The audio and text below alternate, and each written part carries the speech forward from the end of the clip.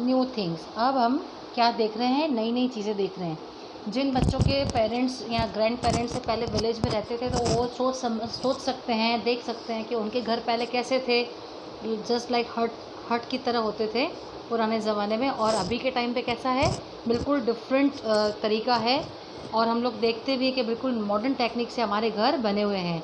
पहले के टाइम में और अभी के टाइम में बहुत ज़्यादा चेंजेस हैं। तो जैसे जैसे टाइम चेंज होता जाता है, वैसे वैसे हमें डिफरेंट डिफरेंट तरीके की चीज़ें देखने को मिलती हैं।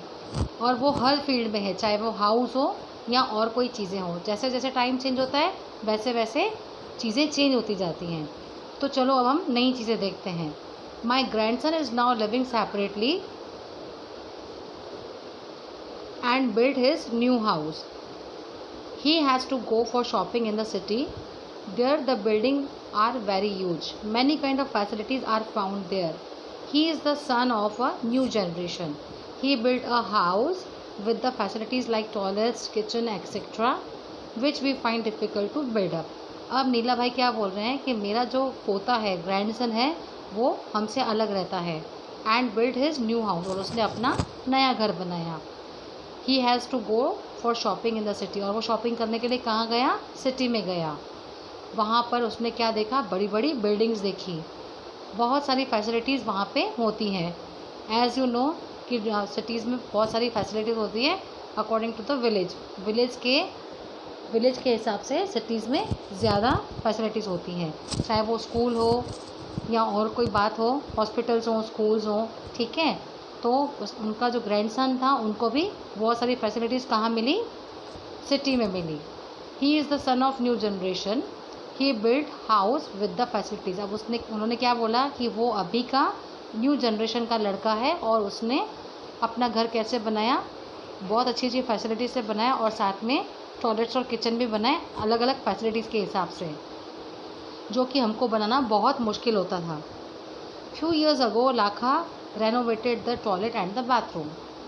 He used colored tiles in the bathroom. Imagine spending so much money for a place to have a bath. अब लाखा ने भी क्या किया, अपने टॉयलेट और बाथरूम को रेनोवेट करवाया। जैसे हम लोग रेनोवेट करवाते हैं ना, अपना घर पुराना हो जाता है 5-6 साल 8 साल, तो हम लोग भी क्या करते हैं, वाइट वॉश करवाते हैं, फर्नीचर चेंज करवाते हैं, नए जो भी लेटेस्ट क्वालिटी होती है, लेटेस्ट डिज़ाइंस होते हैं, मॉडर्न डिज़ाइंस होते हैं, हम उनको उसमें चेंज कर देते हैं। तो लाखा ने भी क्या रेनोवेट किया, टॉयलेट्स और बाथरूम्स, और उन्होंने क्या रेनोवेट किया, उसमें कलर टाइल्स लगवाए। और उन्होंने बोला कि कितना ज़्यादा खर्चा होता है सिर्फ बाथरूम में न्यू टाइल्स लगाने की वजह से। I am now 80 years old. अब नीला भाई बोल रहे हैं, मैं अब 80 साल का हूँ। In all these years I have seen so many changes even in my house. उन्होंने बोला कि मैं 80 साल का हो गया हूँ, और मैंने बहुत सारे चेंजेस खुद के अपने घर में देखे हैं। I don't know where my grandchildren will want to live. मैं नहीं जानता कि मेरे ग्रैंड चिल्ड्रंस अब कहाँ रहेंगे, and how their house will be, और उनका घर कैसा होगा। What are the house like in Aliyar Tando village today.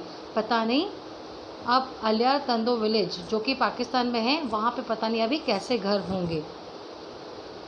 And I also think that what would all my friends be now. और मैं ये भी सोचता हूँ कि पता नहीं मेरे फ्रेंड्स अब कहाँ होंगे। अब हमको क्वेश्चन आया है, what which materials have been use in making your house. आपका घर बनाने में आपका कौन सा मटीरियल यूज़ किया गया है, वो आपको यहाँ बताना है। Find out the materials from which your friend's house is made. Is there any difference, write about it. आपके फ्रेंड का घर भी बना हुआ होगा, तो कौन सा मटेरियल आपके फ्रेंड के घर में यूज़ किया गया है, वो आपको लिखना है। आपके घर में और आपके फ्रेंड के घर में क्या डिफरेंस है, वो आपको यहाँ बताना है। What kind of house do you think Neela भाईज ग्रैंड चिल्ड्रन विल लिव इन।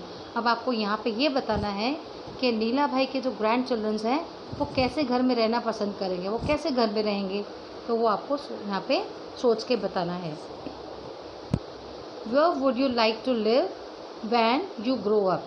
आप जब बड़े होगे तो कौन से घर में रहना पसंद करोगे, कैसे घर में रहना पसंद करोगे। What kind of house would you like? आप कौन सा घर पसंद करोगे रहने के लिए। जैसे कि बिल्डिंग हो गया, फ्लैट्स हो गए, अपार्टमेंट्स हो गए, बंगलो हो गए, तो वो आपको यहाँ पे लिखना है जहाँ पे आप रहना पसंद करोगे। You have written about the materials that your grandparents house was made of.